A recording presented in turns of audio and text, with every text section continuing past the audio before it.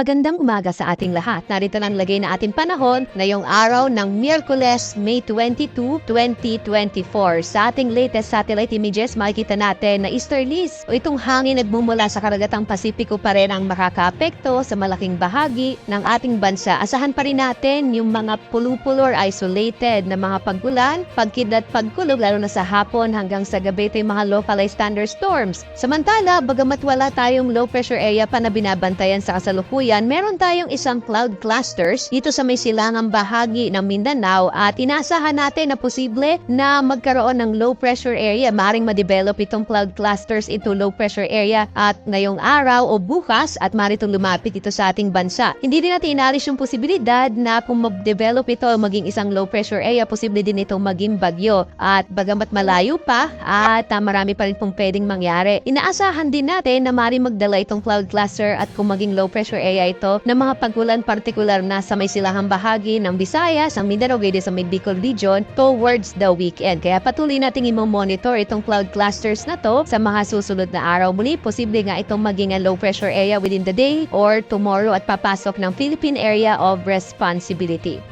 At narito naman natin inaasahang panahon dito sa Luzon. Makikita natin, posible pa rin ang mga puno-pulong pagulan, pagkidlat, pagkulog sa malaking bahagi ng Luzon, lalo na sa hapon hanggang sa gabi dulot ng mga localized thunderstorms. Medyo mainit pa rin yung tanghali dito sa bahaging ng Luzon. Agwat ang temperatura sa Lawag, 25 to 34, sa Tuguegarao, 26 to 35 degrees Celsius, sa Baguio, 18 to 24 degrees Celsius, sa Metro Manila, 26 to 35, sa Tagaytay naman hanggang 33 degrees Celsius, habang sa Legazpi City, 27 to 34 degrees Celsius.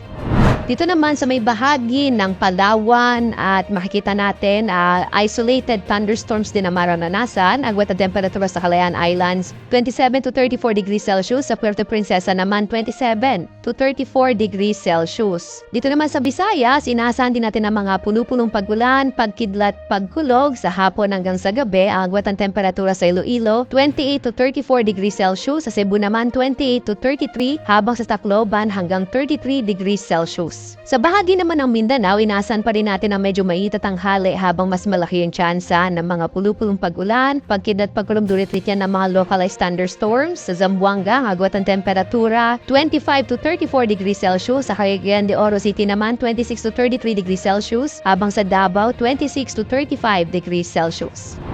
Sa kasalukuyan naman, wala pa rin tayong nakataas na gale warning. Ligtas pa rin pumalaw ang mga sakyang pandagat at maliliit na mga bangka sa mga baybayin ng ating bansa. Subalit iba yung pag-ingat pa rin kapag meron tayong mga thunderstorms na biglang maaaring magpalakas ng alon ng karagatan.